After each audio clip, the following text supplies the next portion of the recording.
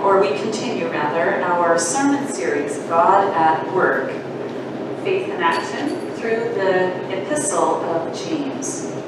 Today's sermon is Body and Soul, a Matter of the Heart. So when I was looking at the NRSV, James refers to it as royal law. And it's the law of loving your neighbor as yourself. Here he calls it the freedom law. So unfortunately, we all may have experienced being snubbed for the person who is shinier than we are. The one who has more beautiful clothing, or maybe their face is arranged in a way more pleasing to the human eye. I can tell you, living in the south part of Southern California for so many years, that how much you had and what you were seen to be worth, the type of cars that you drove, labeled clothes you wore, neighborhood you lived in, paved the way into a lot of social arenas. And James is warning against this easy association. Shiny people are attractive for their wealth and generally their charisma. I think we can all figure out who James is calling out here, and it's those who are looking for adulation and thanks. Now at the 2017 annual conference, and I was actually there, I was thinking about coming here, and I actually got to attend your annual conference in 2017. The new quadrennial, which is a fancy word for 4-year, the new quadrennial theme was rolled out.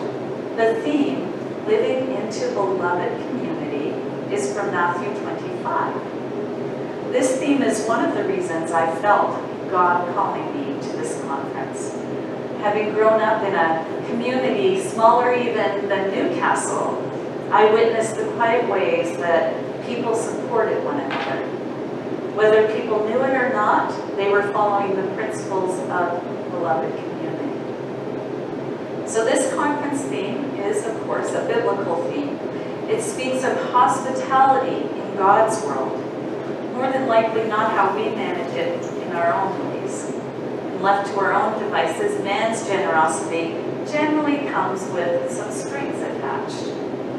The Living into Beloved Community theme for 2018 from Matthew is, I was naked and you gave me clothing. So what do you all think about our church? We at First UMC Newcastle have met this need head on with Gigi's Closet, and we've already answered the question, what are ways we can seek to clothe people? And our team of volunteers are doing this to an amazing effect. Now, of course, the biblical text asks us to go further. In what ways are people stripped naked, whether homeless, stripped of a safe sanctuary, stripped of dignity and respect, and work for affordable housing? At annual conference, we explored what it means to engage with our neighbors who experience homelessness and insecurity in their lives. Now, our reading this week that Chris read us ended at verse 17. I think, though, reading a little further could be illuminating to our understanding of James and those Christian principles that we all hold dear. I'll read. It's James 2:18-26. Someone might claim, you have faith and I have action. But how can I see your faith apart from your actions? Instead, I'll show you my faith by putting it into practice in faithful action. It is good that you believe that God is one. Ha! Even the demons believe this, and they tremble with fear. Are you so slow? Do you need to be shown that faith without action has no value at all? What about Abraham, our father?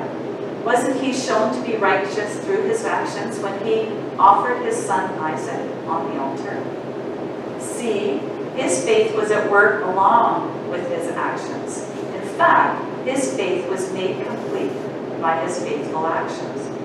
So the scripture was fulfilled that says, Abraham believed God, and God regarded him as righteous. What is more, Abraham was called God's friend. So you see that a person is shown to be righteous through faithful actions and not through faith alone. In the same way, wasn't Rahab the prostitute shown to be righteous when she received the messengers as her guests and then sent them on by another road? As the lifeless body is dead, so faith without actions is dead. It's a very lesson. In case you are new to the United Methodist Church, this is exactly what John Wesley believed. And now I have a little discipleship cross that I would like to show you. So you're looking here. So this is called a discipleship cross, and it was created to help us navigate our way around how well we are doing as disciples of Christ. So for those of you that are listening on the radio, the cross has the word devotion in the top left quadrant. In the top left quadrant. In the bottom left quadrant is the word charity, while on the top right quadrant is the word worship. And underneath that, in the bottom right quadrant of the cross, is the word justice. How you could look at these quadrants is the two on the left are private paths of discipleship, both devotion and charity. And the two on the right side of the quadrant, worship and justice, are more public forms of discipleship. If we are growing in perfection, and as Serious United Methodists, that is what we ascribe to, we can refer to the discipleship cross to see where our life, where our Christian life needs more balance when we're looking at that. Last Sunday, we reviewed how only being hearers of the word and pronouncing judgment on others doesn't produce the kind of disciple Jesus is looking for.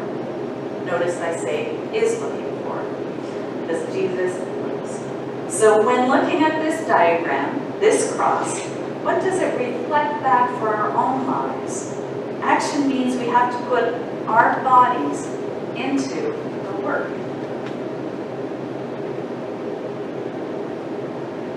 So I was reflecting on something as I was going through this sermon, looking at the discipleship cross. I was reflecting on something my dad shared with me shortly after he retired. After he retired for the second time, which I'm sure that a lot of you can relate to.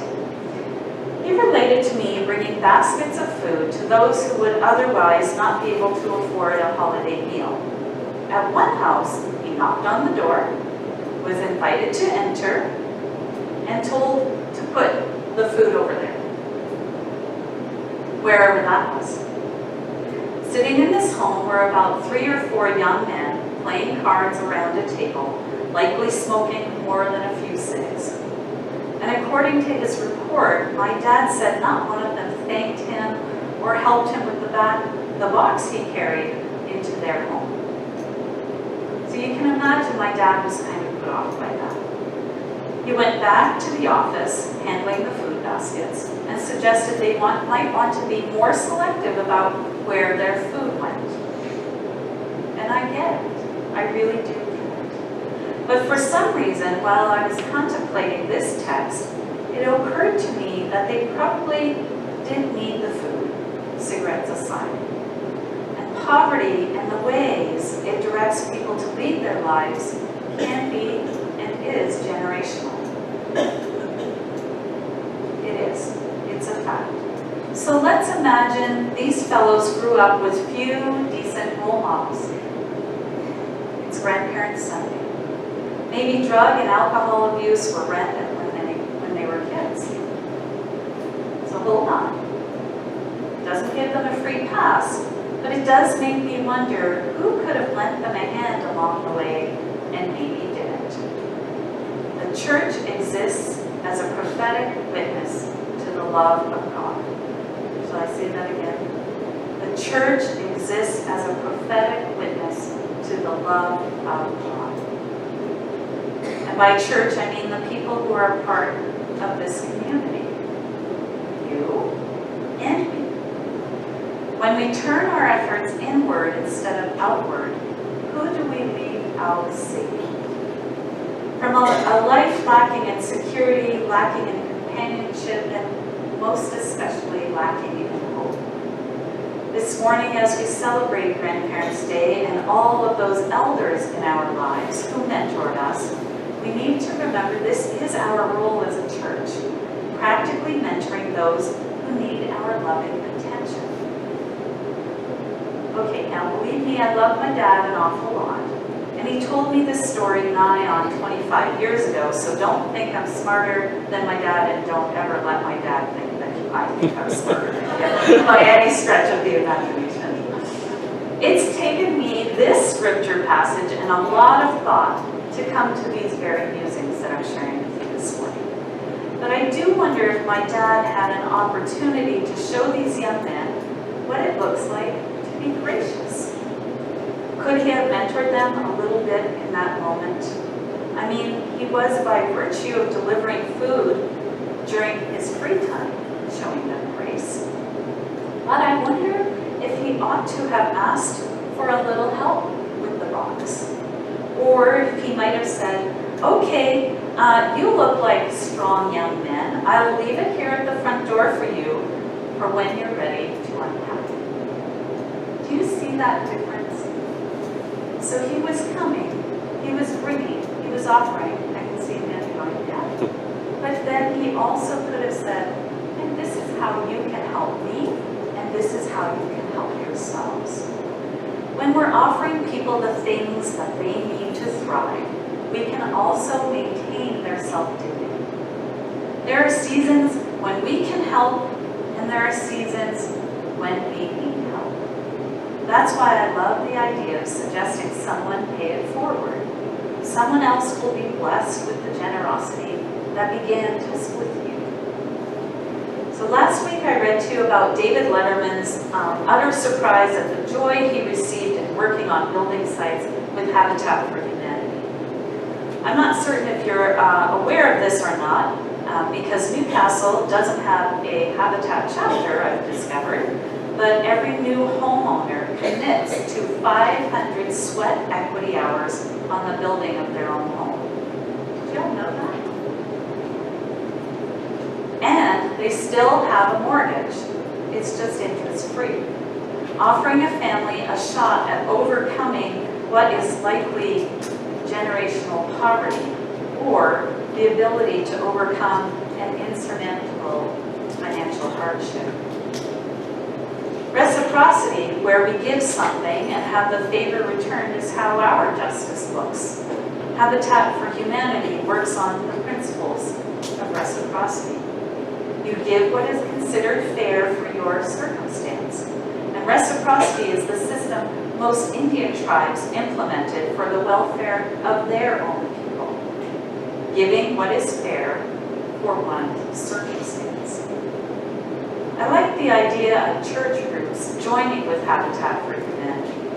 What that signals to the community, that it may draw in younger volunteers, that it's visible justice work in the community, helping our neighbors in a practical way, which is what James loves.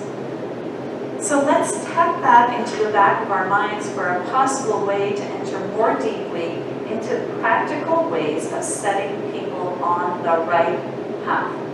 This is a discipleship path for us today. I invite you to dream and imagine in the ways our ancestors did when they arrived in North America for opportunity and for security. Because justice and charity are a part of our discipleship path, and as James exhorts for us, is a necessary way to exercise our faith, and I believe our sometimes neglected and in need of dusting off souls. Amen? Amen. Amen. Now we'll move into